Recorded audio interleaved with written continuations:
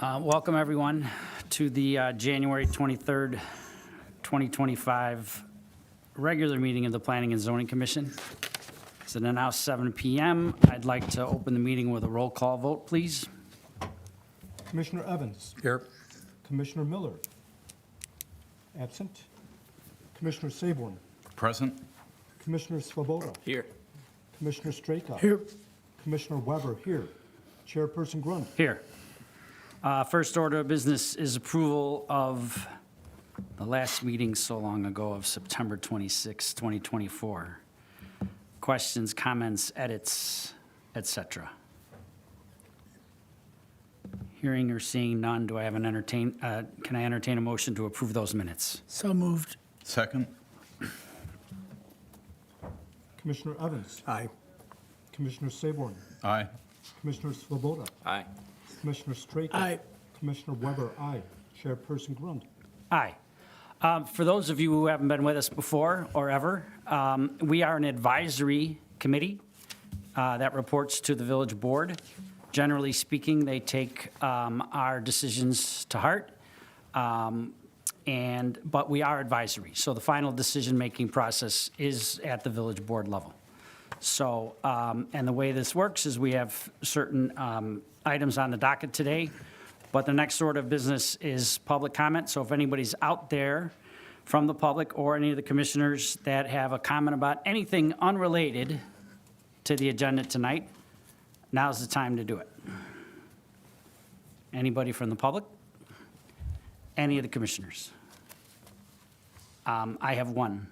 I read about the change in the fee structure for the permits, and I would just highly recommend, and I looked at the website and I saw the items not required to get a permit, and I know that's going to be looked at, and so my only comment is let's make sure we really drill that down so people clearly understand what they have to pay for and what they don't have to pay for, because that's been a point of contention in the past. So, anyone else?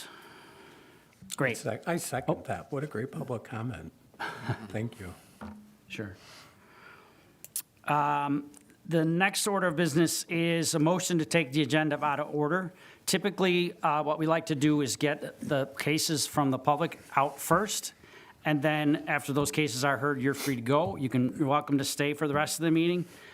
We didn't have that on the original agenda, so what we'd like to do is start with the public case number 2501, and then move into case number 2503, which are both public hearings. So I'll entertain a motion to take the agenda out of order and move those cases as said. So moved. Second. Commissioner Evans. Aye. Commissioner Saborn. Aye. Commissioner Svoboda. Aye. Commissioner Straka. Aye. Commissioner Weber, aye. Chairperson Grund. Aye.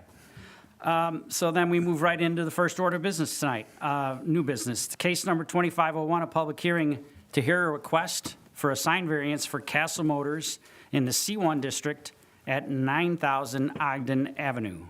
This case is a request for a sign variance, which triggers a public hearing. I'd like to entertain a motion to open that public hearing for case number 2501. So move. Second. Commissioner Evans. Aye. Commissioner Saborn. Aye. Commissioner Svoboda. Aye. Commissioner Straka. Aye. Commissioner Weber, aye. Chairperson Grund. Aye. So before we get to the staff report, if anybody from the public wants to speak on this case, I need you to stand so I can swear you in, as this is a public hearing. So if you're going to speak to this particular case on the signage variance for Castle Motors, please stand up so I can swear you in. Please raise your right hand. One at a time? No, you can do it together. Okay. I state your name. I, Paul Castle. I, Paul Castle Jr. State that the testimony I am about to give, just repeat after me, I state the testimony that I'm about to give is the truth, is the truth, the whole truth, the whole truth, and nothing but the truth. and nothing but the truth. Great, thanks very much. I assume staff has a report, and we're willing to listen. Okay, yes, sir. As you said, this is 900 Ogden Avenue, Castle Motors. This property has been an automotive use for many, many, many years. I believe Castle Motors has been in town since 2020, I believe it is, and they're operating there as a auto dealer and repair shop. We do, if we just switch this thing, make the thing go. Is it going to work?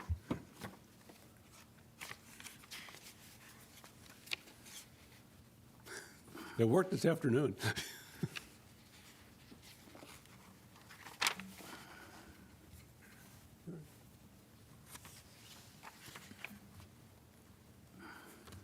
Well, I'll just talk for a while. So these are sign variations, and what happened very briefly, the Castle Motors engaged a sign contractor who came in and applied for a permit and didn't get it, and then erected the signs without the permit. So then we said, hey, fellas, you know, you need a permit for this sign. And it didn't meet the code, and that's how we got here. Once we got down there, we found another sign that had been requested back in 2024, but the permit was never issued, and they put that sign up without the permit. That was the awning sign. If you've seen that in your staff report that you received, we'll get, here we go. Okay, so we've got a wall sign, and we have an awning sign. So the first one there, 4296, the height of the sign, the size of the sign, and then the number of signs they have on the building. It's all related to the wall sign on the south facade, the Ogden Avenue facade of the building. The next group there is for the awning sign. Clearance actually is okay. We're waiting for a good measurement on the clearance for the awning sign, and it actually meets that. So it's just the size of the text on the awning, and then, if you recall, there's a provision in our sign ordinance that says the awning sign's going to have 2 lines of text, and you'll see the images of the awning sign that has way more than that, and 30% of the sign can be covered. Can we click this? Okay, so this is the area of the site. It's the northwest corner of Ogden Avenue, and that's Sunnyside on the east side there. Of course, the building is, I'll say, in the middle with the parking lots on the east and west side of the building. Of course, this is just a survey that we always get. You can see the building in the middle. Building's about 50 feet frontage on Ogden Avenue. The zoning lot is 159 feet, which comes into play, of course, with the size of the wall sign. So, 9,000 Ogden Avenue, it is on the C1 commercial district. As I said, 159 feet of frontage, about a half-acre lot, 21,000 square feet in size. There's 2 existing wall signs on the eastern facade, on the Sunnyside Avenue side of the building. The third sign, as I mentioned, is the awning sign. The fourth sign is the south facade, the front of the building, if you will. So you may recall our code says you could have 2 signs, one awning sign, 1 wall sign, one monument sign, 1 wall sign, whatever. So that's why I put that on there. If we go to the next slide. Of course, talked about the existing awning on the western facade. As I said earlier, the sign contractor applied for a permit for the awning sign, never got it, because of course it didn't meet the code, and put it up anyway. So awning signs, 2 lines of text, 30% coverage. Of course, this awning sign does not comply with either of those 2 requirements. I think the next slide is a thing. Wall signs, 1 square feet for the linear frontage of the property. So that's 159 or 100 square feet, 100 square feet, whichever is less. And so in this case, the sign is 102 square feet. The thing I typed up for you folks said 122 feet, and I looked at that this morning and said, where did I come up with that number? Clearly, I did my math wrong, so I apologize for that. It's 102 square feet. Wall signs, 4 feet in height. This sign is 5 feet in height with the outline of the car. And then overall, it's 15 feet high on the wall. We measured this, the 3 of us, Paul Jr. and I, we measured it at about 16 foot 8 inches. We were hopeful that their sign contractor would show his face and come back and measure these things for us, but he or she never did. So go to the next slide. This is the eastern facade. I mentioned there's 2 existing wall signs. This is where they are. If you go to the next slide, we have close-up of each. The one on the right, service, it's basically a directional sign. That's the entrance for the service bays. And then the general sign, you can see the logo with the vehicle and Castle Motors. That's closer to Ogden Avenue. Let's go to the next one here. And this is the much talked about awning on the western facade of the building. You can see the large amount of text and logo and all of that on there.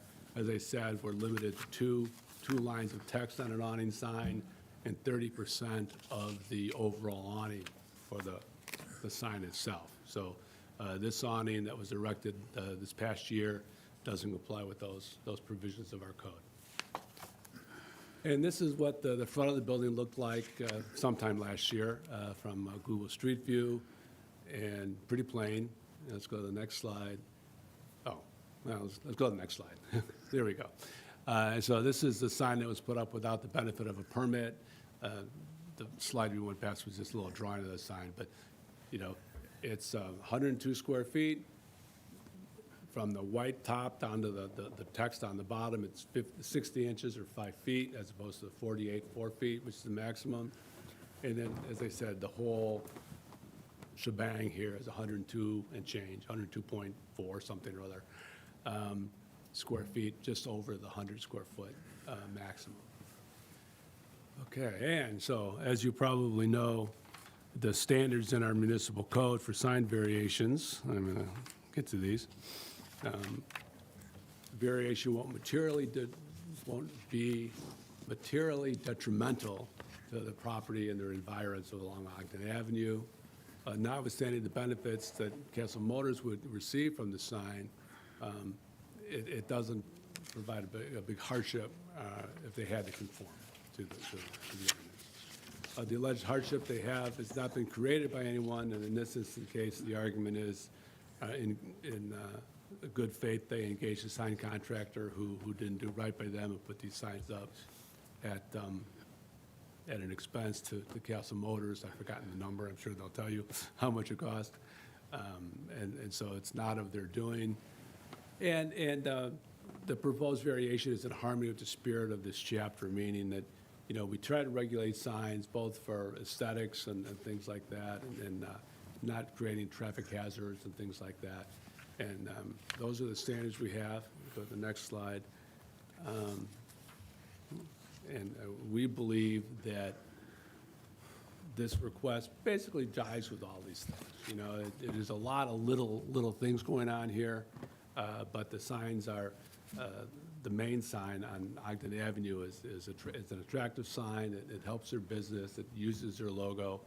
And for all of those reasons, you know, we had come to the conclusion at the staff level that these variations were justified, or could be justified by the commission and the mayor and the village board. And so we respectfully request that you recommend approval of these variations. We're open for any questions you may have. Questions to staff at this point? If we could go back over the timeline of this. So first sign is erected in the front of the business with, is that correct, the one facing Ogden Avenue? The first sign, well, Which is the first signs that were put up on the building? the two on the eastern facade. And, thank you. Which ones went up first? Yep. Actually, that sign, to be quite honest, was where the awning was. Okay? The awning was then put up. And the reason we did that is, I don't know if in Ken's file, we had a pole, which we would have rather had a pole, but I guess there was no pole can be cut down, which, Correct. That is no longer allowed in our sign ordinance. yeah, so that would have been nice, because they would have saw it both ways, but it's not allowed, so that's where a sign on each side comes into Great. play. And then the third one, you know, took, you know, he's 23 years old, I helped him, but it's quite, if you went by there, it's pretty impressive. It's actually. I've seen it. It's increased business quite a bit in the good. last month and a half it's been up, but, The service side of red, that's been up that's been up since probably the 60s. We found Good. So these signs were put up by a contractor and permits were not pulled for it, is that correct? That's correct. And then a few years later, new sign goes up. Permits were pulled for that next sign that went up on the front of the business? No, sir. No, sir. No permits on that either? And then as part of, you know, the code enforcement efforts of the village, our code enforcement guy, you know, went down Ivan Avenue and said, where'd the sign come from, fellas? So all of these signs done without? The Correct. petitioner states that they sent their sign company in to receive permits. Right, and And we, as a village, believe that we met with these permit people or the sign company? I just Well, want to be clear yeah. what the I can't- village I can't- knew. I'm sorry, I shouldn't interrupt. I can't testify to what happened with the permit for the awning. The permit clerk said, oh, yeah, we had a permit last year, 2024, for the awning sign, but it was never issued. And there was no real record as to why. Okay. I made the assumption that it didn't meet the code, and we said, hey, sign contractor, it doesn't meet the code, and he or she just went and did it anyway. Okay. So, Getting off, oh, I'm sorry, go ahead, Chris. so I'm presuming that the permits were applied for but not issued. For the awning sign, yes, and then actually for the Ogden Avenue wall sign. For those two. Once Jason, our inspector, said, hey, or Jordan, pardon me, Jordan Eisenberg, the inspector, said you don't have a permit for the sign, it was in November of 2024 that they came in and applied for the permit for that wall sign, and it was denied because of these reasons we're here. When we went out there to look at the wall sign and meet with Paul and Paul Jr., we said, hey, what about this awning sign? Where'd this come from? And that's when I talked to the permit clerks, and they said, we didn't issue that permit either. So, And as you stated, the sign that's now on the east facade was originally on the western facade, but you moved it when the awning was installed. The sign, and the same person was doing all the work, even though it's time period. And we actually did pay them, and I actually did even speak to his secretary that was calling the village here.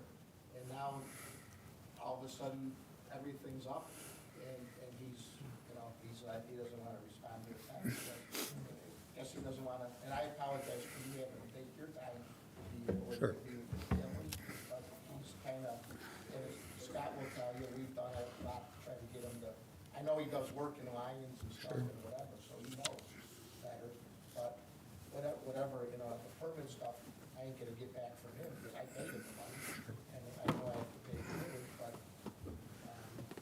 What is, to staff, the makeup of that sign that we see there, not the service sign, but the other one, that, the makeup of that, is that a vinyl banner, or is that an affixed, rigid sign? that's, Go ahead. Sure. You know it better. it's actually a piece of aluminum, so, you know, sometimes the rust comes down and. Yep. No, I understand. It's pretty weatherproof. Sure. You know, on a piece of aluminum done. And naturally, we like to keep our logo. Sure. You can see we wear it proudly. Yep. Getting a bit off track, is village staff aware of who this contractor is? Does he seem to have a history of doing work and not pulling permits? Has he completed other jobs in town and not complied? yeah, I can't answer that. I, you know, didn't go back to the clerk and say, let's find, you know, if John Doe, sign contractor, has done shoddy work in town before or not. And just to make sure I understand, the service sign was there when the property was transferred to you, or the building was transferred to you? Yeah, and I'm going back, yeah, it's been there probably over 20 years. I'm going back to Cooter Motors. That was up there. I mean, I don't know if it's Google Images, but we had nothing to do with that. When I entered the sale, previous owner that was there. Okay. Can I ask, there are 5 variances here. The 5th variance, is requesting for the size of the awning sign to exceed, I assume it means, it says for the size of an awning sign to exceed 30% of the awning size. I assume that means the text is to exceed 30%? Or is Correct. it the size? Okay. Are we also looking at whether they can have more than 2 lines of text? Is that a different variance, or is that part of this number 5? Yeah, there's 2. The 2 lines of text is one variation that's requested, and then the second is the 30%, which is really the top part of the awning as opposed to the. Okay, so there, well, the are bottom there, of the awning. are there then Fascia, for lack of a better 6 word. variances? That second, that the 2 lines of text isn't in the, I'm not seeing that in the packet. So on page 6 of 34, the applicant's request at the bottom of that sheet or page, there's 5 items. On One of- page 2 of that particular memo, yeah. Yeah. But the 2 lines of text is not represented in one of the 5, right?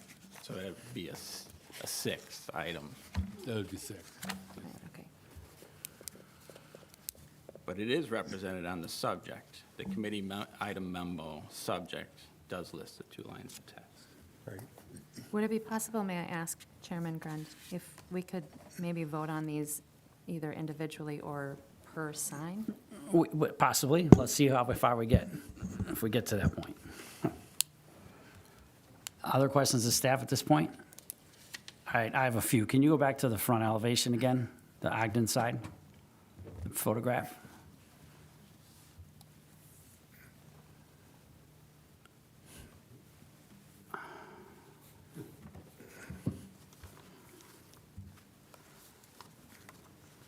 All right, it's hard to see, go, that one. It's hard to see here, but there's a sign in the window inside. And I'm stating that, there is. There is. And a window sign, yeah, so that's a window sign. A window sign shall be permitted, subject to the following. It's allowed in C1. Window signs shall not exceed 25% of the window area. I don't think it does. But that's a 5th sign. Yes. Yes, so the variance is really not from 2 to 4, but from 2 to 5. All right? Can we go back to the slide that says the size, the allowed size of the street sign, the Ogden Avenue sign? That one. Right there, it says wall signs are limited to 1 square feet for each linear foot of zoning lot frontage, or 100 square feet, whichever is less. The zoning lot frontage is 50 feet. The zoning lot frontage is 159 feet. No, the frontage. The According building to- the building frontage is 50. The lot frontage is 159. Oh, I'm sorry, then I went by the survey, which you supplied, or staff supplied, and it says 50 feet. Yeah, for the building. So they own lots on either side? The 2 parking lots on either side? Okay. Yes, sir. All right, great, that clears that one up. That's, I think, all I have at this point. So now, other questions of staff? No. Petitioner, the floor is yours. The way this works, you come to the microphone, state your name and address, and if you'd like to add anything to the presentation, the floor is yours.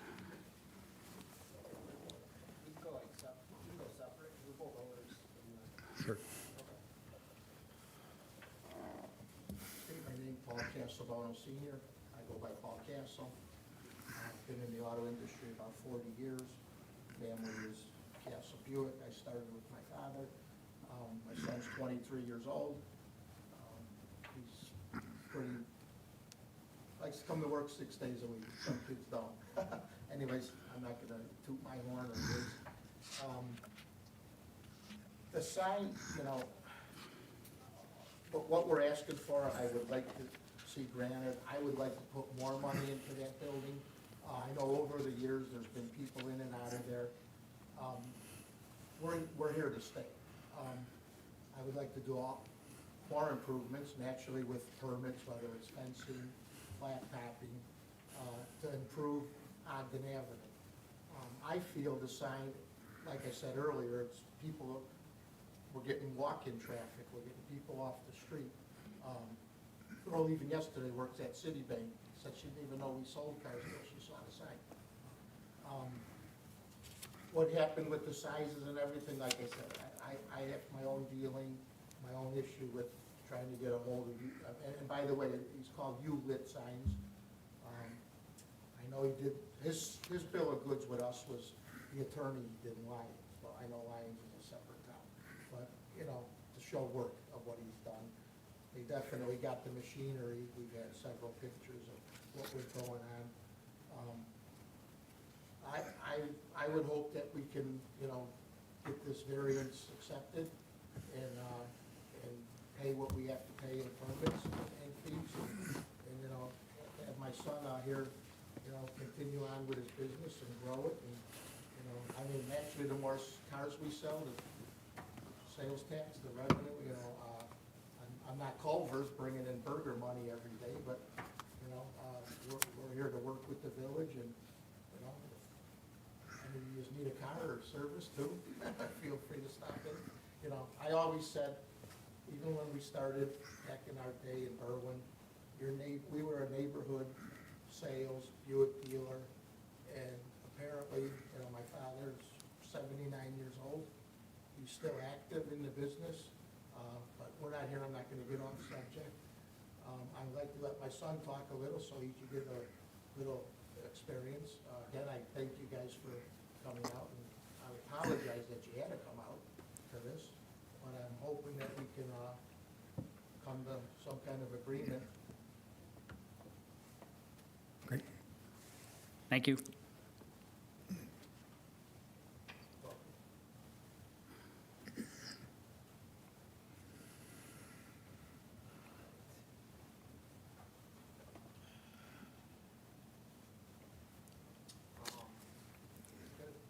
All right, so yeah, I'm Paul Castellano Jr. I think that was very well spoken. You know, kind of hit most of the points that I was going to bring up. Basically, again, like he said, I'm here to stay. I like the town. I've met a lot of good people here. I think we have a lot to offer and bring to the town, and definitely having proper signage.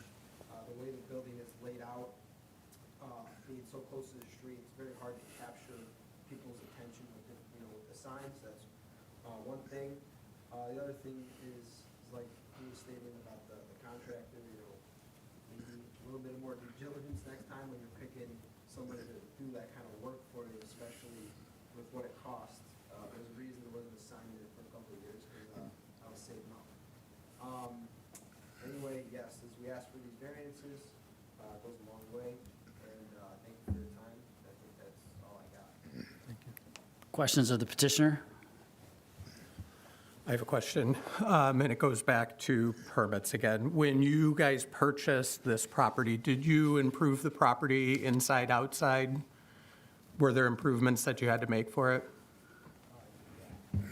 Like, as far as like when you moved in, Structural, Not just, structural, there no. was cosmetic stuff. Just It was cosmetic. Pretty much painted and clean. okay, And nothing, you know, back in that time, you know, Paul came through with the inspections and everything. Sure. You know, electrical, and there was a boiler, there was some electrical outlets that were uncovered, he wanted fixed. right. And we passed that, we made sure all the fire extinguishers in there every year are up to code. Right. I think, when your house, when you have work done at your house, right? You go, Read them out on my kitchen right and they issue you permits, right? Your village that you live in. And they ask you to put that permit in your window, right? That's uniform across all towns. And so I'm struggling, guys, because there's, in my opinion, there's going to be some precedent set here. That is what you would do anytime you improved your property, whether it's your own home or whether it's your business, and multiple times, same contractor, years apart, improvements, but not following, what is a well-known, what is well-known about improving properties, whether it's your kitchen at home, putting signs on properties, and it seems to me that that was disregarded through your process. And I actually would ask, to hear like where you got, because you're the owners, you have the onus. You want to say it's the person that put it on, but you are the owner of the business. You paid for those signs, you entered a contract, it's your responsibility to make sure that that stuff is done. When we hired that contract, and we even had invoices to show it, there's a line item on there that you're charged for a permit. Maybe did I not question why there wasn't one in the window, but we were under the full impression that Then he pulled up. And he pulled the village paperwork to you, right? I had a boiler put in. Big stack of papers, your kitchen's being done, big stack of papers that comes from the village. Did they give that to you as the property owner? And before they even started with one piece or one letter, he said he had the permit, and I kept telling him, "Well, don't you have to have it displayed in the window?" Did I or did I not? yeah, there was some red flags. Sure. And guys, when I ask these questions, it's simply for the record so that we can understand how this process came to be. I appreciate it. Other questions of the petitioner? Those few members of the public, now that they've heard this case, you're still, if you want to comment on this one, you can. If not, okay. And again, the way this works, even though we're a bit lenient here, typically, once I close the public hearing, then we deliberate, and the petitioner, you have to stay quiet. So if there's anything else you'd like to say it now before I close the public hearing. I mean, I would just like to say that aside from any cost on the sign, it's a beautiful sign, like I said. I think Ogden Avenue, in my opinion, needs a lot of cleanup, and I'm not on the board. I think it brings, a good look to the village, not because it's my sign or our image, and I would hope that you guys would maybe see the same. I don't know if anybody's passed it or even seen it at night. It's not, it's definitely not eyesore. And I think it proportions the building well. Also, I don't know, when I pay my tax bill, I'm on 2 parcels. Is that figured into the square footage? That's two separate Yeah. parcels. It is your frontage. It's, Yep. yeah, it was figured in. That was the question I asked, yes. Okay, Yep. Thank you. Okay. Thanks for your comments. Thanks, staff. I entertain a motion to close the public hearing for case number 2501, sign variance for Castle Motors. So moved. Second? Commissioner Evans. Aye. Commissioner Saborn. Aye. Commissioner Svoboda. Aye. Commissioner Straker. Aye. Commissioner Weber, aye. Chairperson Grunt. Aye. Whoever would like to start, go right ahead. In looking at the wall sign that was proposed, the one thing that I do like is that you're not looking at your standard cabinet sign that's, basically a box sign and is internally illuminated during the night, where you've got the white cabinet face that just would light up the whole neighborhood.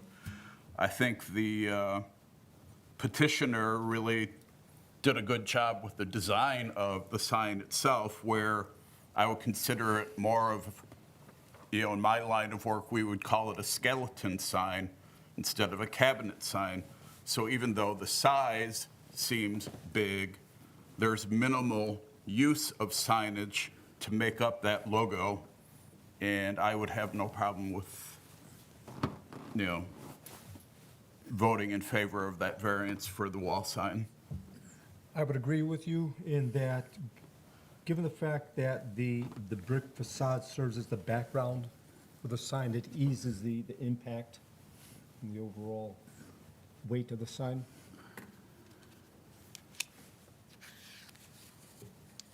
So I guess I'm struggling with the height of the sign. Is it possible to remove the silhouette or the outline of the car to bring the sign down? The height of the sign down is a possibility. Can I talk? Yes, sir? Go ahead. We were talking about that. It would probably distort the actual look and the stuff, any actual, that thing is done by, that was done by I mean, I had a advertising agency that we worked with for years, laid that out, it's even, we use it on printing our shirts, it's kind of proportion. I mean, the only other thing I would have to do is, which might mess up our logo, is cut off part of that M and bring the performance, and I wish I wouldn't have to, but, damage is done here, but I would like to leave it the way it is. I might be able to pull the car down a tad, and I know Paul is smudging me, again, took him a couple of years to save up for that, aside from that. So, I'm flexible, I think it's beautiful, I think it looks nice. We got comments everywhere, I don't think anybody, neighbors, the businesses around would complain.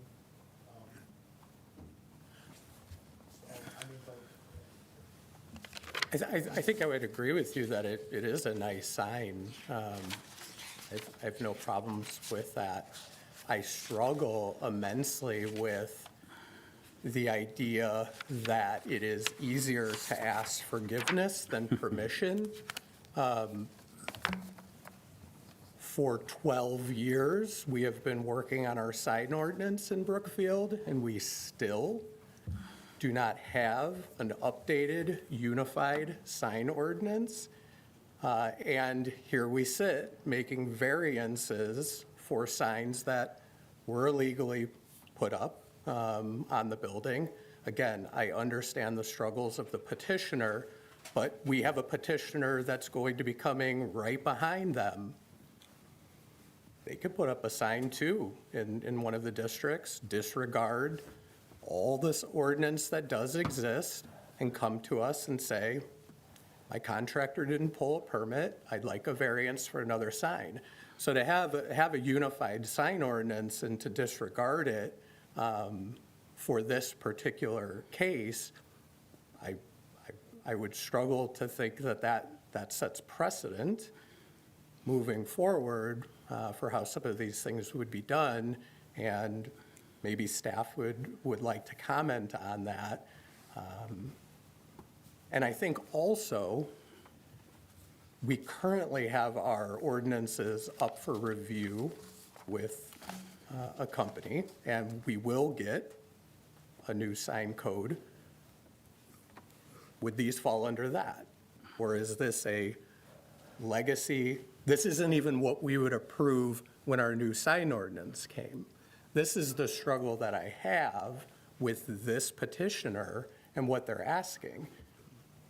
When we put this in place, not only do we go against our past sign ordinance, we could very well go against our future sign ordinance, which all could have been taken care of had the proper things been done leading up to this. And again, I'll just say it again. It is easier to ask forgiveness than permission, and I'm struggling with that immensely.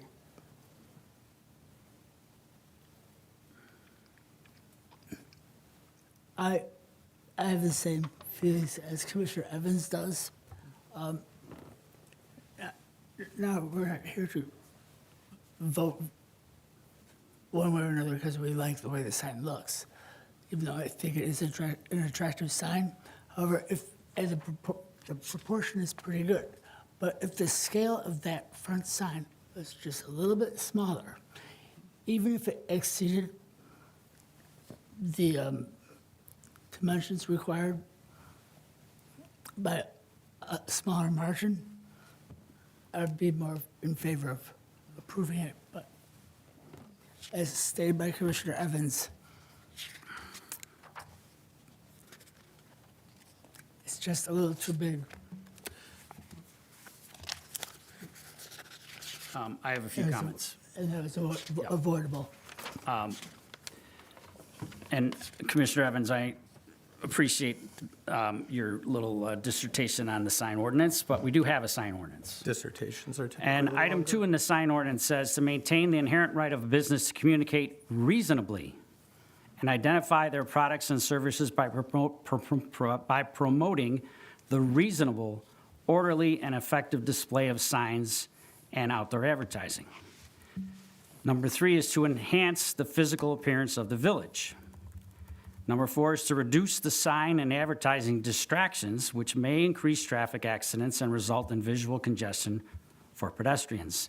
This all comes back to discussions that this committee has had for many, many years about trying to enhance the design of things in this village. So in my mind, the applicant, and irregardless of the sign, because I agree with the street sign, I'll call it, the wall sign on Ogden Avenue, because I agree with many of the comments I've heard from the commissioners. But I think it's a very, very steep ask for a variance to reduce, to increase the number of signs from 2 to 5, as I stated earlier. That's a big push in my mind. The other three variances have to do with that particular sign.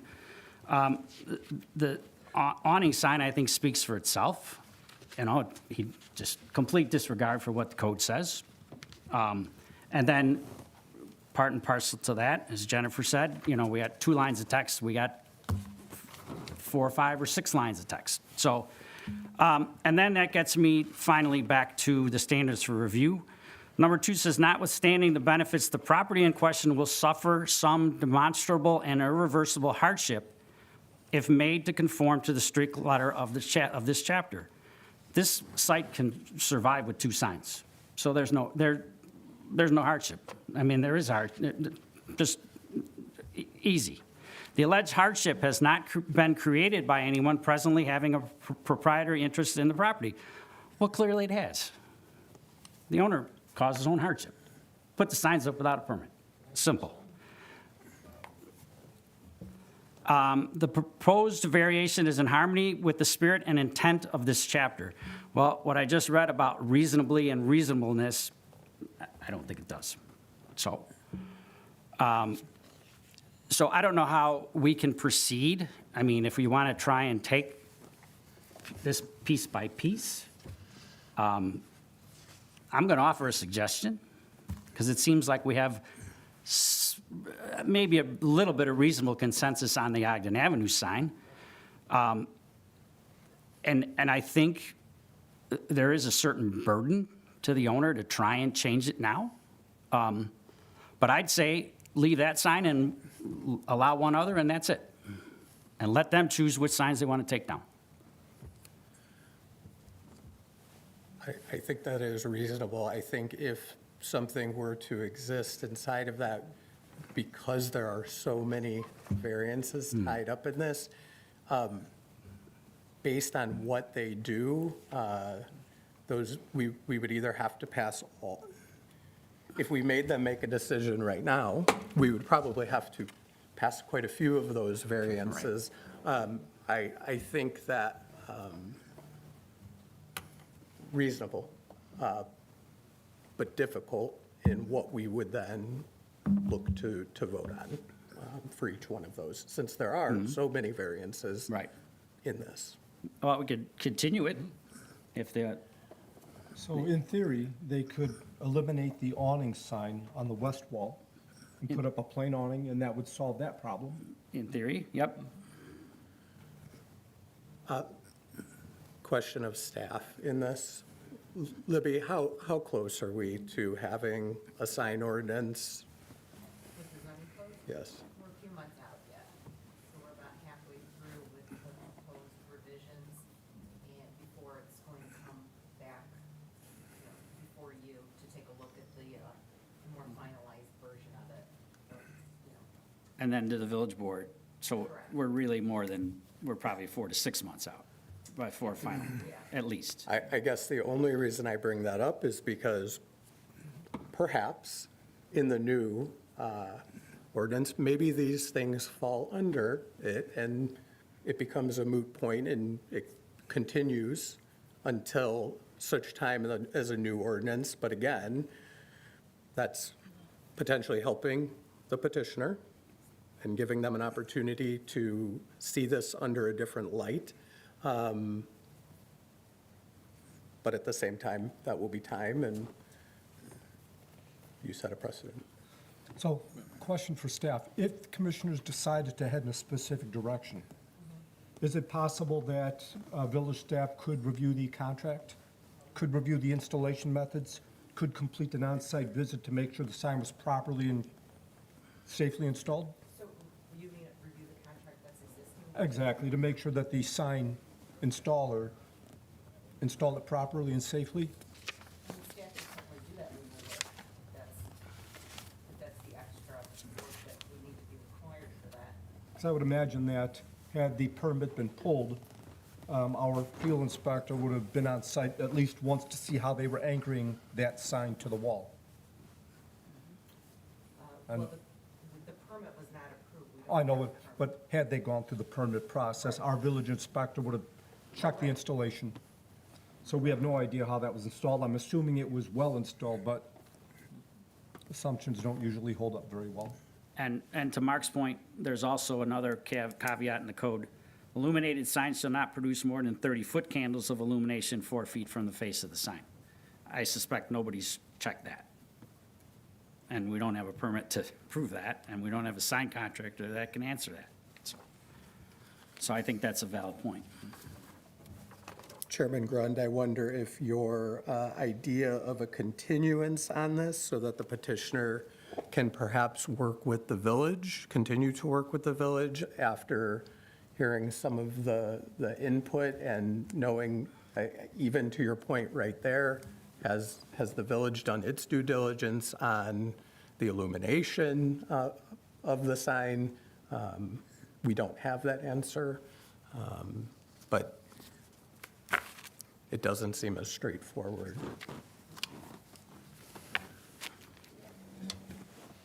I'm okay with that. I'd be in favor of that. Does staff have kind of an idea of where the commission, kind of the thoughts of the commissioners and where we are at with this so that continued work can be done with the petitioner to perhaps come closer to compliance with the sign ordinance? Well, some additional clarification would be needed. And that's why I because asked. of different variances. Right. So if we do, for example, hypothetically, if this is moved to next month, and we speak to the petitioner, and they are going to remove 3 of the signs, and we're only dealing with 2 variances, then that's much more palatable to bring it back. In terms of reviewing the contract and the lighting, that would be reviewed had we gotten the permit to review it. So that would certainly be part of the inspection process. I have a crazy question. How do we get a permit? How do they get a permit now? They don't have a permit now. How do they get one? They need one. But they won't get one because it doesn't pass. Right. Yeah, Unless it they- doesn't pass, that's what brought us. Oh, I here. see what you're saying, all right. Right, that's what brought us here, because this was brought to our attention when the sign was being installed. And, you know, it was installed relatively quickly, so by the time we got out there, it was a done deal. So if a variance was approved, then they do have to go back and apply and pay for the permit. Correct.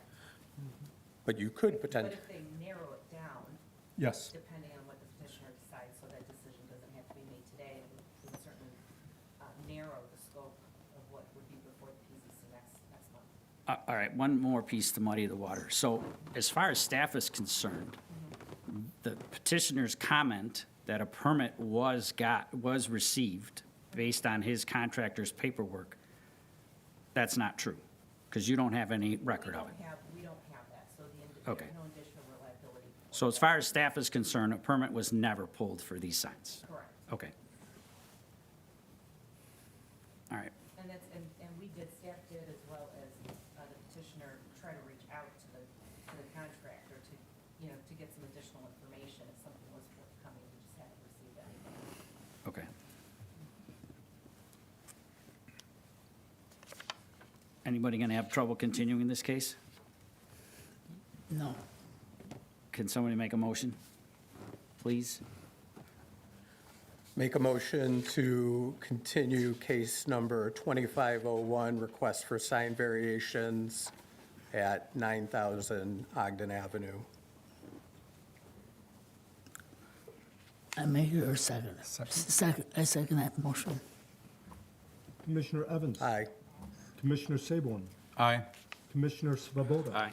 Commissioner Straight. Aye. Commissioner Weber, aye. Chairperson Grunt. Aye.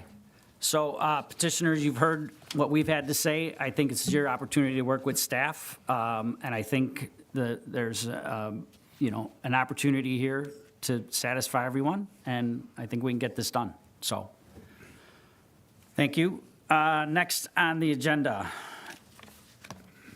Where am I? Put this one away.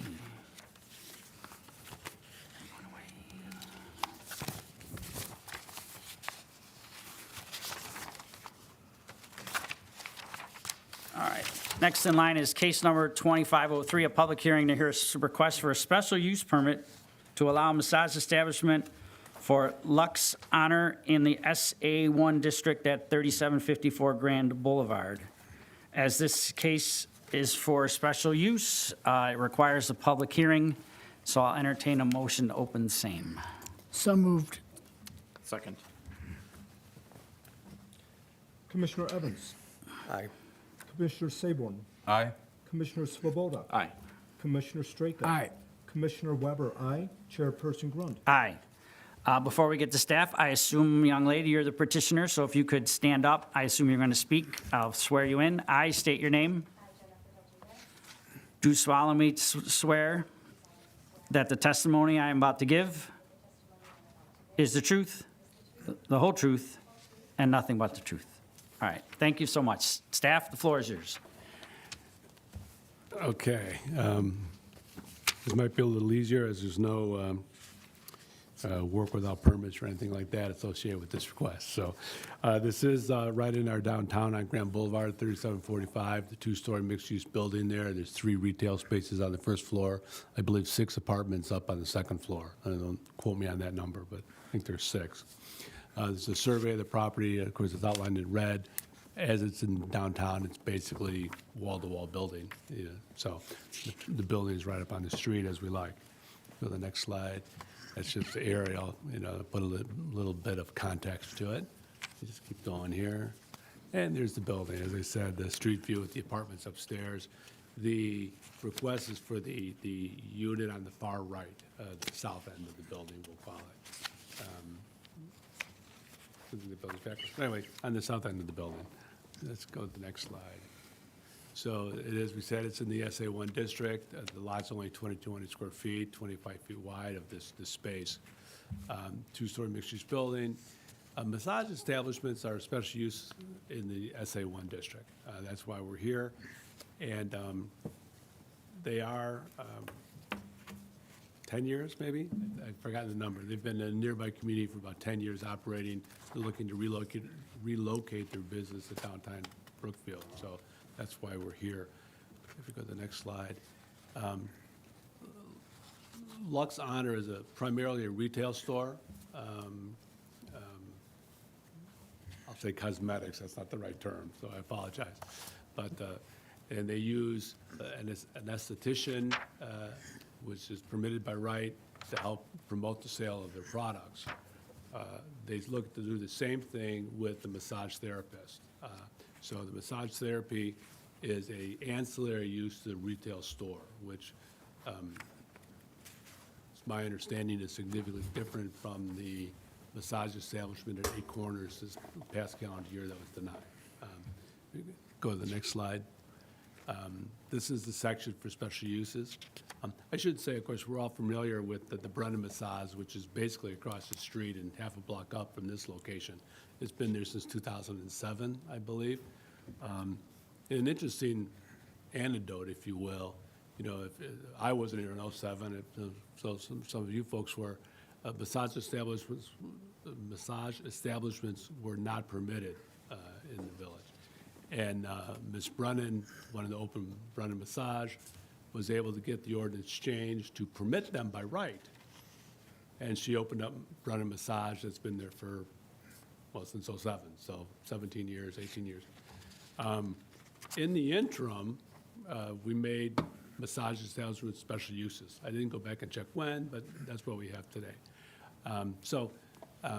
As an ancillary use to the retail, we believe it is compatible with the intended purpose of our downtown SA1 district. We also believe it's compatible with the other uses on the street and in that building. We don't see that there's anything, I'll say, unusual that would merit special consideration or constraints upon this business because of the ancillary massage establishment use. I will mention you have a quote-unquote floor plan in your packet. You know, the code does say that the massage needs to be in the back of the space, not up in the front. And you can see there's the anesthetician space and the massage therapist space in the back of the store behind the retail component. Let's see what else we have here. This is just me saying the same thing.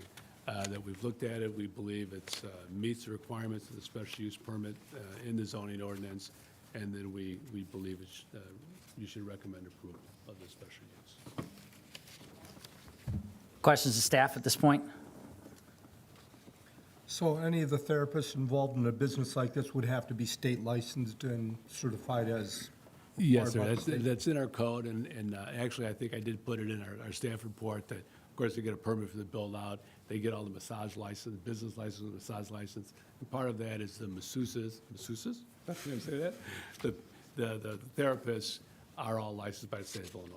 That is a requirement of the village, yes, sir.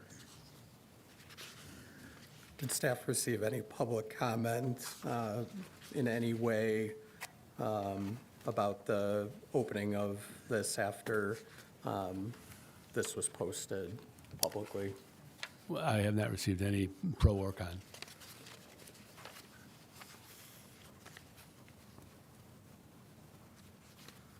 Did the petitioner, and again, we'll have time to talk with her, was there ever, in their current location, kind of a breakdown of the percentage of profit that comes from retail versus service? I don't have that information. I'll save I that. had reached out to the village phone, to Libby's counterpart, I should say, by email and by telephone, and she did not respond. I was just being neighborly, saying, hey, what do you know about Lux Honor? Sure. But they did not respond.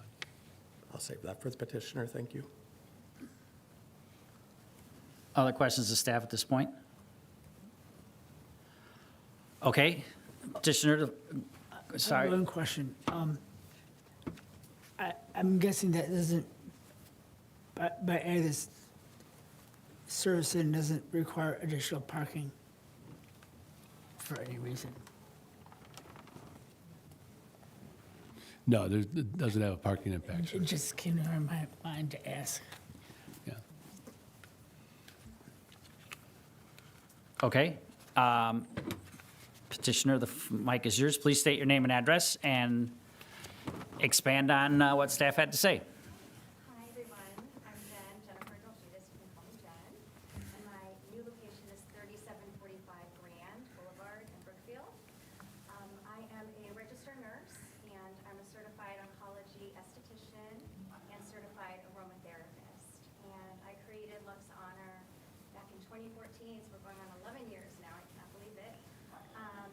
I started in Hinsdale, and then I moved to LaGrange. I've been there 7 years in LaGrange.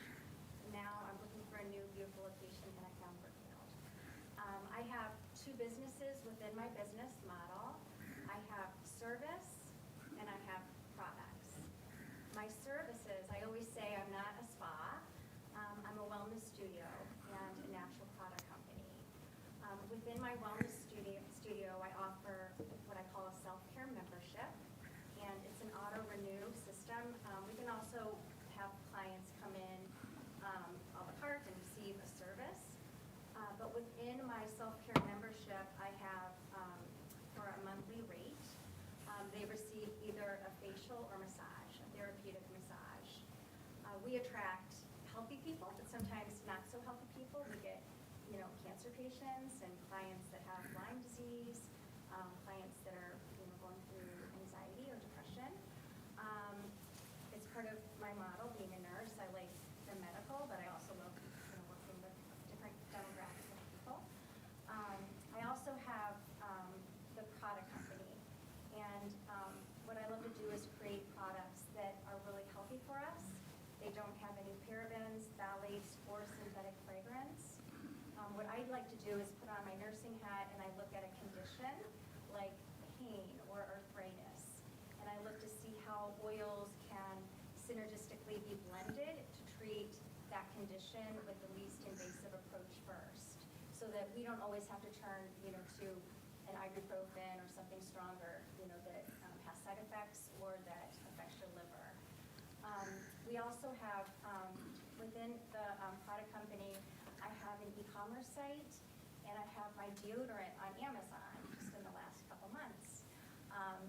So within my self-care membership, I offer, again, that auto-renew system with massage and facials, and we did that in Hinsdale, and we've been doing it in LaGrange, and I've had members, that's how I get my membership up. I had 212 members pre-COVID. We're slowly getting back up there. And what I like to do is offer my products within my services. So again, my skincare line, I like to create my own skincare line. I have face serums that I've created. I have cleansing oils. I have a peptide serums. I know all the women in here know what I'm talking about. I'm not sure if you guys do. But we use the products that I create. I create my own clay masks, my own enzymes. I only use plant-based ingredients. We use that in our facials. With massage, I use my body oils. So specifically for the oils, again, if the client is coming in with pain, we use a body oil that has, for example, in my what I call muscular or ache blend. I'm changing the name. I have oils in there that are good for pain, increase oxygen flow, or that are good for inflammation. So we'll have the helichrysum and the frankincense and the vetiver, all that help that condition. If that client is having pain, that massage therapist will use that body oil. I also create scrubs and salts. So my massage therapist can do a hand or a foot scrub. So definitely the services and the products really do go hand in hand. I think you asked what the revenue was. That's a really good question. It shocks me sometimes that I have equal parts of service to products.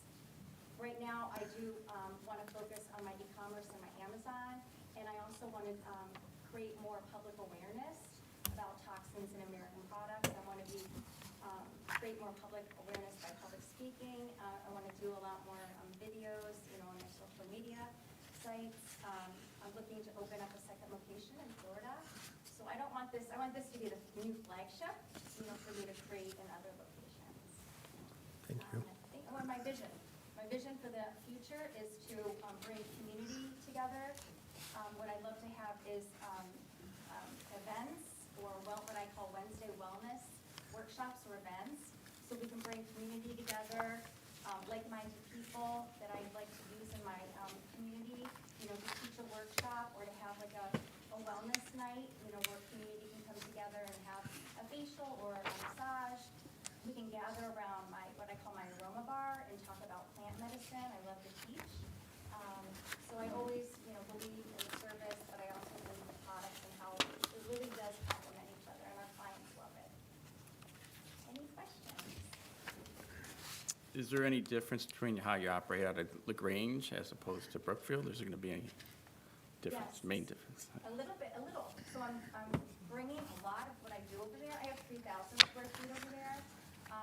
The only thing I'm not doing is right now I have a studio where we do yoga, meditation, sound baths.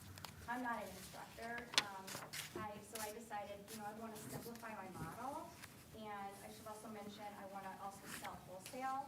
I really have, as you walk into my Brookfield, like my LaGrange, I have an apothecary, so most of it is retail. In my current location, I have 4 treatment rooms. In this location, I'll have 2.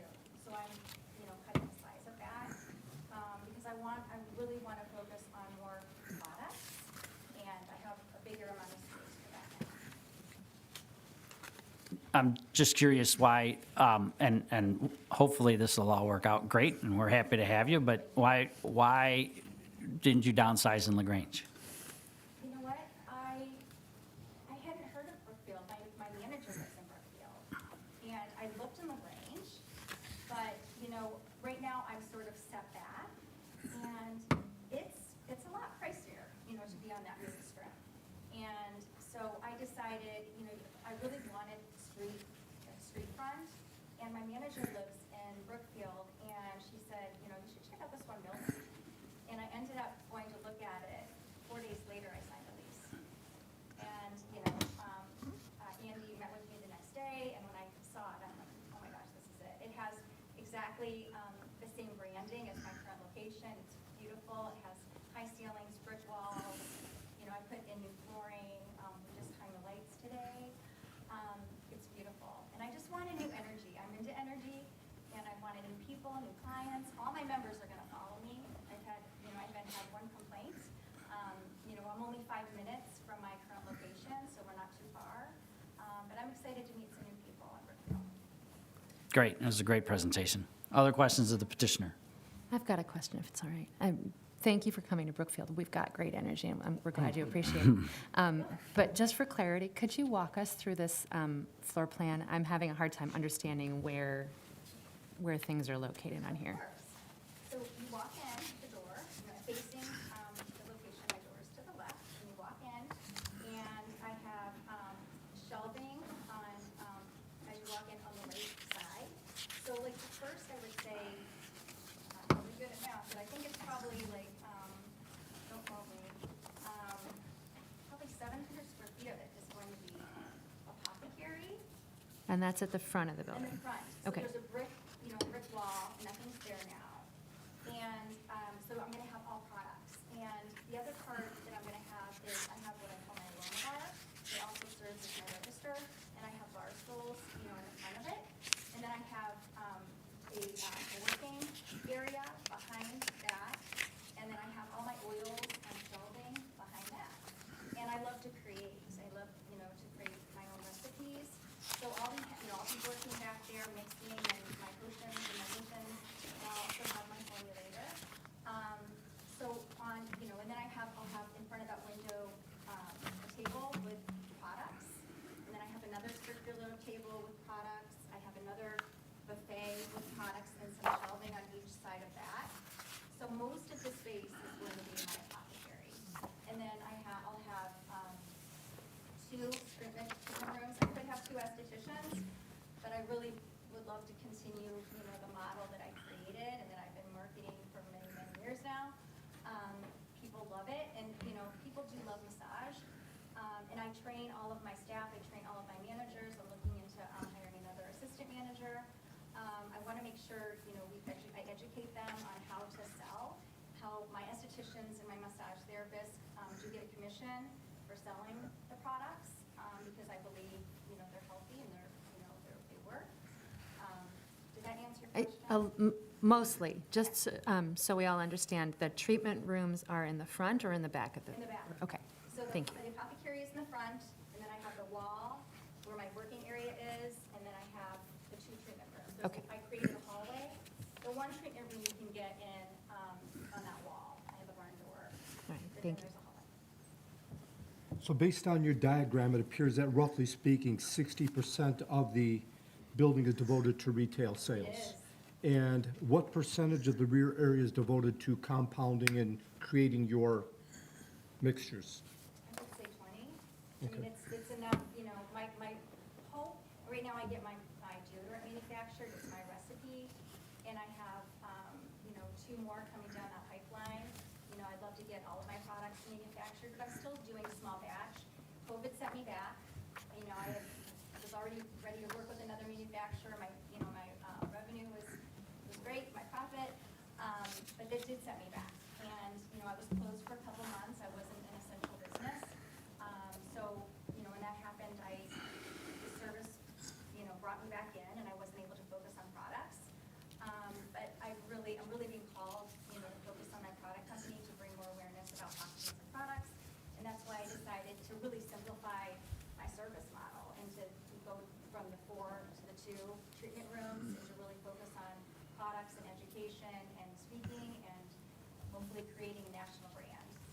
And as part of the approval, if approved, of course, would you agree to limiting your service rooms to 2, or the therapy rooms to a total of 2? Yes, I only have 2 right now. And that's the way it would stay throughout It your? will stay that way. Okay. I have one other question. The glass along the storefront there, is that going to remain clear? It's not going to be obstructed or blacked out in any way? Oh, no. No, no, no. I hung a beautiful light if you go by it. It's gorgeous, and I'm gonna have a table there. You can look in and, see all the beautiful lights. I have at least 10, and people buy it. Actually, they're not turned on tonight. They will be soon. Once I get occupancy. I won't do it before then. How many massage therapists and how many estheticians will be working with you That's a good there? question. So right now, I have 2 massage therapists, and I have 2 estheticians. And so typically, would you sometimes have 2 massage therapies going on at the same time, or 2, or usually one of each? You know what, I allow my team members to dictate their schedule. I Mm-hmm. want this to be a win-win for everyone, and I always say family first. I have 3 girls. I allow them to, tell me, and then I sort of see, where there's some open times, where there could be some crossover, so there could be 2 estheticians or 2 Okay. massage therapists. Other questions of the petitioner? Okay, thanks very much for a great presentation again. No public comment, since there's no public here left tonight. So with that, I will entertain a motion to close the public hearing and open up the discussion to the commissioners for case number 2502, a special use permit to allow massage establishment for Lux Honor at 3754 Grand Boulevard. So moved. Second? Second, Mr. Swoboda. Commissioner Evans? Aye. Commissioner Sabon? Aye. Commissioner Svoboda? Aye. Commissioner Straka? Aye. Commissioner Weber, aye. Chairperson Grund? Aye. Comments? I think the proposal that has come forward, while it is asking for a special use for a massage establishment, to me, this seems that is ancillary to the other parts of its business, and it is a retail primarily and looking to expand that side. While that is important to the business, it is not the sole driver of the business. And so I really see this as a piece of a larger business model that, to me, seems to fit the character and makeup of the district. It offers, while there are similarities to another established business in that district, in the wider district itself, I think it offers something new and exciting. And so I think this is a welcome addition to the Grand Boulevard corridor that continues to improve.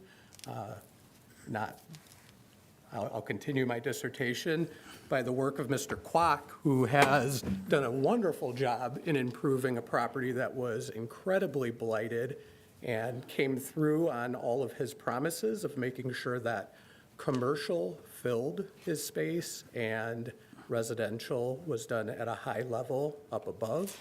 It will be exciting to see all of the landowners on Grand Boulevard that sold that continue through. So hopefully, welcome to Brookfield. I think given the amount of floor space devoted to retail and compounding, given my brief review of the website, there's no doubt in my mind that this is going to be more of a retail establishment. And as a bonus, I can easily see people coming in for treatment and staying in town for that meal to meet friends, to frequent the restaurants in town. Anyone else? I also think the blend of the retail and the service is ideal from my viewpoint. And it's well-planned, well-presented, with very specific goals in mind. I think this is a great opportunity for the petitioner as well as the Brookfield community. I agree with my fellow commissioners' statements, and I'm in favor of approval. So do we feel the need to put into the approval limiting the number of treatment rooms to 2 rooms? Well, I think the space is permitted that way, right? Okay, so that would require a new permit and a new hearing should they decide to change. Anyone else? All right, I'm ready, I'll do the motion. I'm sorry. Sorry. Could we just clarify that? That would require a new hearing just to increase the number of rooms? It would require another permit. Another permit, but not another hearing here, because they already would have the special use for the massage. That's correct. So could they potentially have the right to apply for a building permit? And not that it would ever happen, but change it to a 4-treatment room storefront, changing the business model from retail to therapy. Just tie it to the floor plans in the back. If you make a motion and you condition, you know, of course, special use, you can attach conditions. I think in the text that we supplied, we said, well, we have the floor plan, shows 2 treatment rooms, and you can make a condition of the special use recommendation. We can do that. To abide by that floor Yep. plan. So if they did come back Yep. a year, 5 years hence, and wanted to add rooms, they would need another hearing. All right, I'll take a shot at the motion then. I'll do it this way. I'll entertain a motion at this time to approve the special use permit to allow a massage establishment for Lux Honor in the SA1 district at 3754 Grand Boulevard, limiting the treatment rooms to no more than 2. So moved. Second. Commissioner Evans, Aye. Commissioner Saborn, Aye. Commissioner Svoboda, Aye. Commissioner Straka, Aye. Commissioner Weber, aye. Chairperson Grunt. Aye. Congratulations. On to the next step.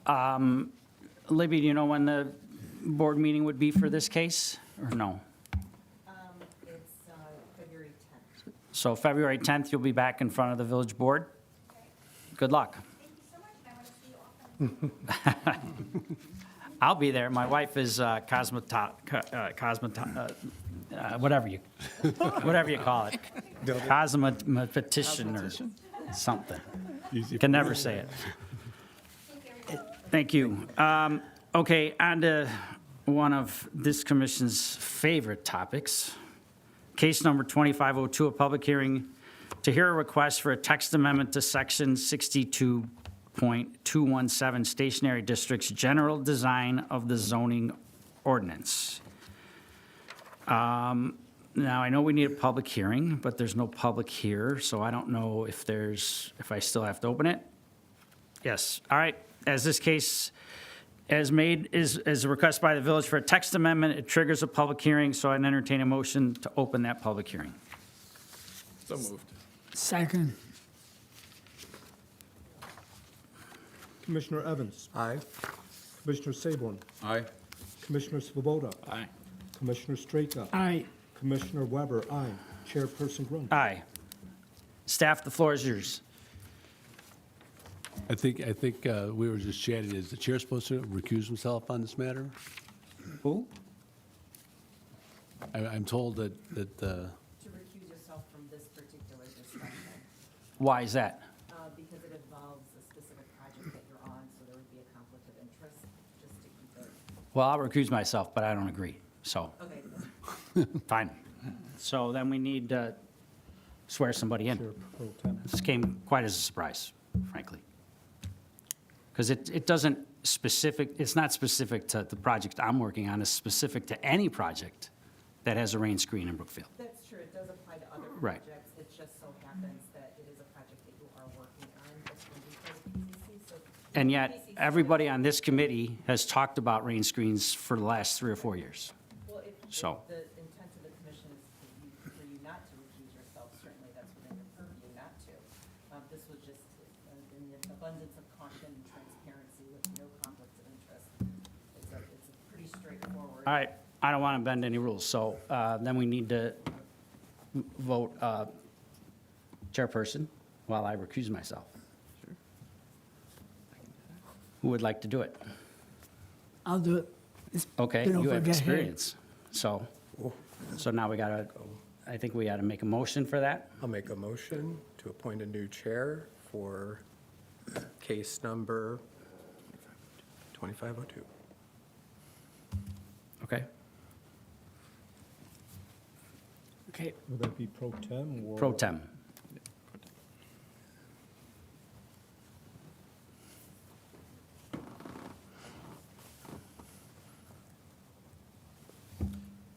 And who's our lucky winner?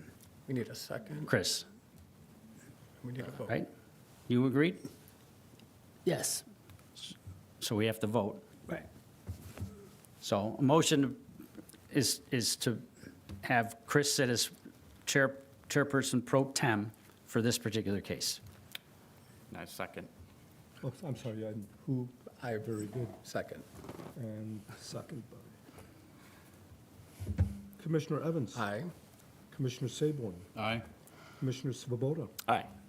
Are you able, Commissioner Straka, can you approve yourself? Or Sure, I don't see why not. Aye, Commissioner Weber? Aye. And are you going to? I can. Okay. Chairperson Grundy. Aye. Good luck. I'll be a member of the public now. okay. Be vocal. I think I've said enough on that subject. Would staff please give So their report to us? we'll be brief, I suppose. This is, of course, the text amendment dealing with the infamous rain screens. One can question why it's in the zoning ordinance at all. Something like that should really, and is, covered by our building code. But for background, current code does limit the types of exterior materials in the station area districts. And then it also talks about the infamous rain screen that goes with certain materials there. So the proposal, which obviously you folks have talked a lot about this more than I have in my brief tenure here, but the proposed amendment would allow fiber cement board siding as a major material, hardy board to use a generic brand name, which the current code does not. The current code, if you have a wood composite, which I have on my house, you have a rain screen. As I mentioned, the building code does not require that. Talking with BNF, our building code consultants and people who are architects and things much more in tune with these sorts of construction items than planners are, they don't think this is a necessary requirement. So to open up the major materials in those station area districts to hardy board, we would propose allowing it as a major material and then deleting the rain screen requirement. I should say, it talks about, and you'll see it in there, what we call park and row houses, townhouses, basically, and six flats. So what this amendment would do would allow a townhouse or six flat building to have hardy board or hardy plank, cement fiber as a major material, as opposed to Louisiana Pacific wood fiber composite boards. Virtually no difference. The wood composite is permitted, the cement fiber is not. It doesn't make a lot of sense the way it's written currently, and we want to take that oddity out of the code. So, sorry for the barroom language there, but that's basically what we're proposing. That's quite all right. Any questions of staff? So my only concern with that is not defining a thickness. So architectural fiber has expanded, the industry has expanded, and the products have expanded as well. And in some instances, they've become thicker, almost like a concrete brick. Oh, okay. So I would want to make some clarity or definition around the thickness of the panel, or limited. Not in the zoning order. Any thickness about the panel would really be a building code issue. And this is purely, for lack of a better word, the aesthetics of it, which, again, you can have other composite siding, just not cement fiber siding. it doesn't seem to follow. Is your concern the aesthetics, though, or is it the New, I guess, structure of it? the structure, because when the product becomes thicker, it actually holds on more moisture, and then the rain screen application actually becomes more critical. Yeah, I think going back 20 years ago when I was in the development business, and hardy board was, I'll say, new.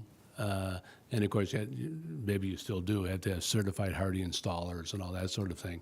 There was a lot of issue with it, with moisture and rain and I guess the rain shields that we had in the code. Over the intervening 2 decades, those concerns have been alleviated.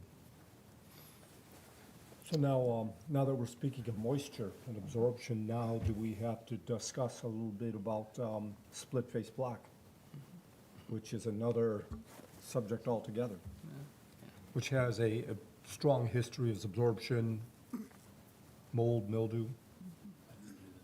Split face block. Well, that's a good question. That's not part of the Right. the request today. Yes. So maybe that's for down the road. So, I think that's really purely an aesthetic scenario. You know, the CMU walls, they kind of made them nicer with the I can never say it, split-faced block, but it still carries that Stigma. warehouse, back when warehouses were made out of CMU as opposed to tip-up panels. okay. So the building code, I guess, now that I think this through a little bit more, the building code does have prescriptive requirements and sometimes other requirements that would alleviate my concern as far as water infiltration and whatnot. Yes, sir. So this is strictly just the materials themselves. And, Yeah, pretty picture stuff. okay. That was a good concern, but I thought the code would pretty much be able to handle that. Yeah. I have that kind of confidence. I have no further questions.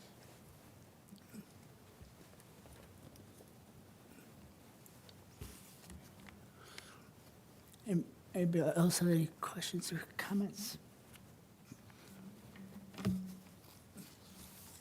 I'm actually, please state your name.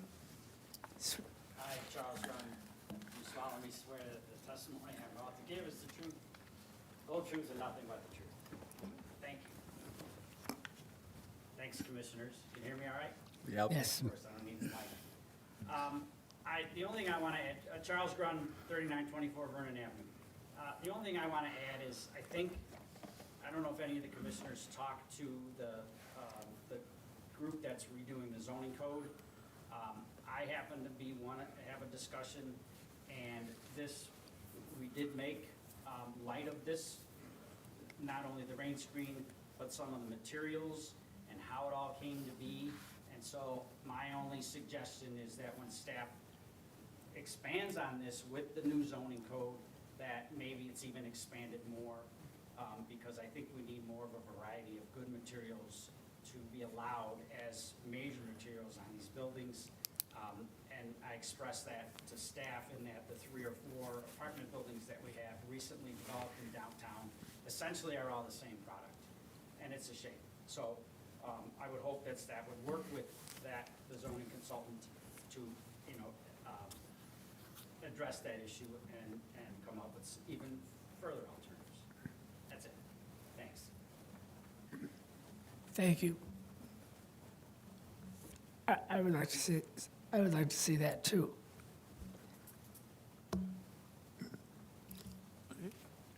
Do we have a motion to close public discussion? Second. Are you, I'm sorry. Brian? Commissioner Evans, Aye. Commissioner Saborn, Aye. Commissioner Svoboda, Aye. Chairperson Pro Tem Straka, Aye.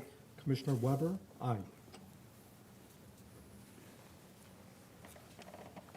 Any more thoughts or points you want to make before we, Makes a lot of sense.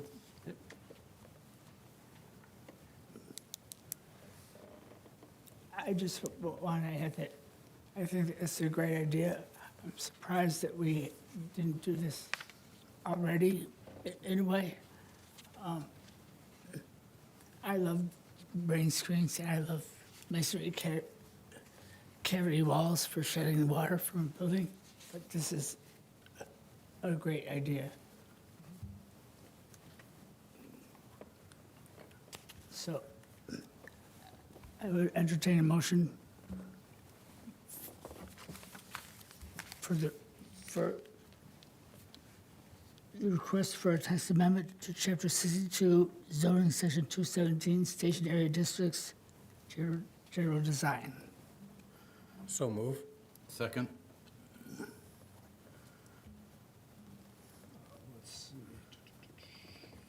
Commissioner Evans? Aye. Commissioner Saborn? Aye. Commissioner Svoboda? Aye. Chairperson Pro Tem Straka? Aye. Commissioner Weber? Aye.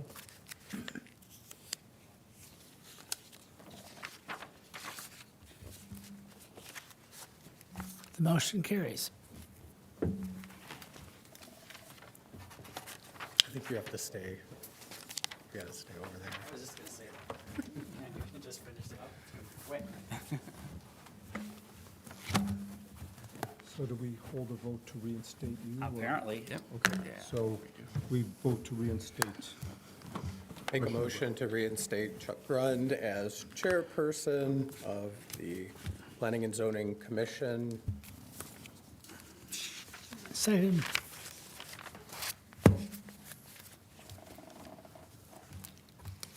Commissioner Evans? Aye.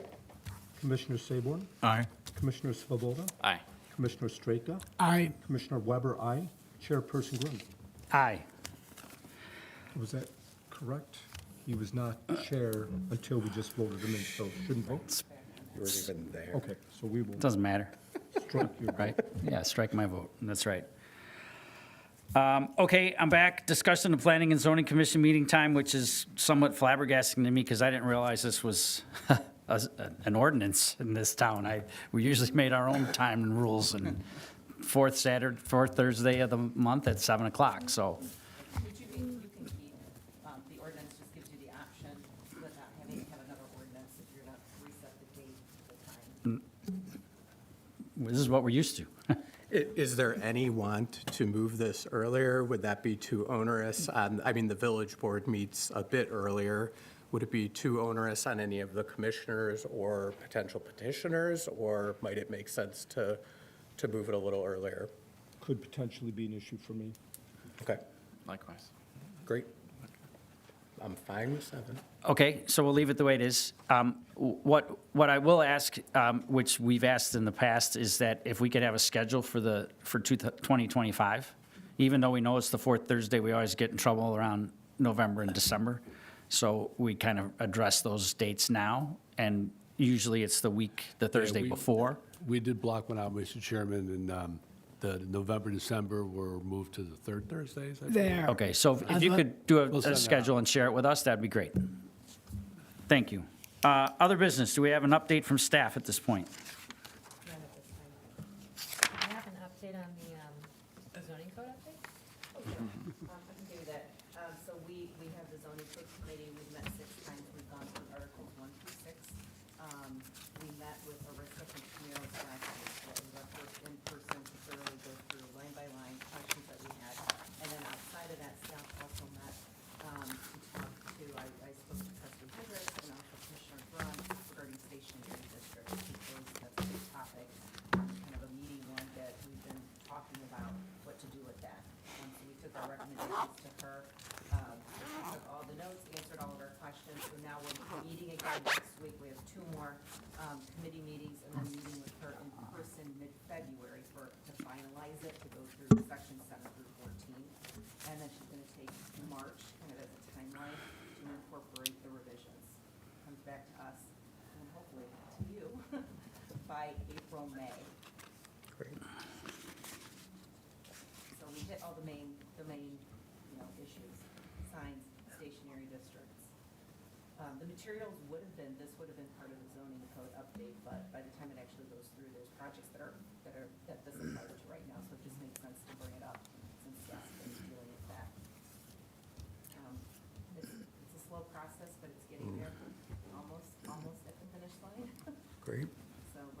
excited to actually bring it back to you so you can see it and weigh in on it.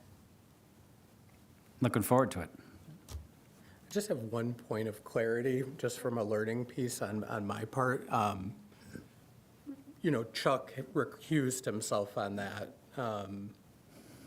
And I wonder, with 3 architects on the board, just thinking about the zoning updates, I mean, any of them could have potential projects in the works that could be touched by any of those changes that come forward at any time in the zoning code. Would that then have them recuse themselves from approving those? Right. So kind of the definition of a conflict of interest is, a per se conflict of interest would be if that decision from a commissioner would impact that project directly. It's a collateral or separate project. So yes, just good business practices would be recuse yourself and come back on. And that way. Even in a major update of Oh, you our, mean like if it's specific to that, well, for the zoning code? I mean, or the project? they have a project in town, there's potential changes as that moves forward. We would ask them to recuse themselves from that.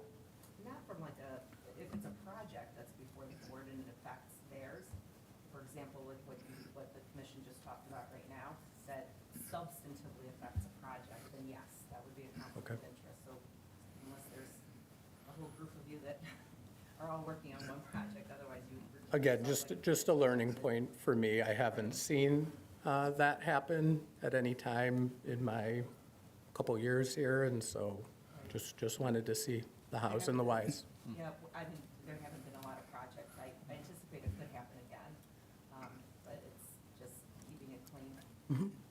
Thank you. Isn't it also, if that individual is making money, being paid for that project, if they're doing something for free, I think they don't need to recuse themselves because they're getting no remuneration. That would be splitting hairs on what the definition of a conflict would be. So, potentially yes, but kind of the broad strokes of it is no. Right. Thank you. Anything else? Oh, I'm just wondering again about the property on Maple, Oh, Auto Works, the Southwest Auto Works. What's the status of that property right now? the one with the roof. Yeah. That's right, you weren't here when I gave the update. Getting close. Cook County demo permit is in. We're waiting, or the contractor's waiting for that to be approved.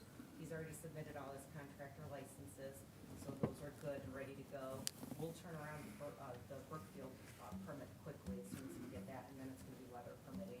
But they can do it, short of it being freezing out there, the contractor can get it done. So not soon enough, but it's been a process. Anything else? I just have one question in regards to, like, our first case that we heard this morning, or this evening. Has it always been customary that we lump as many variances within one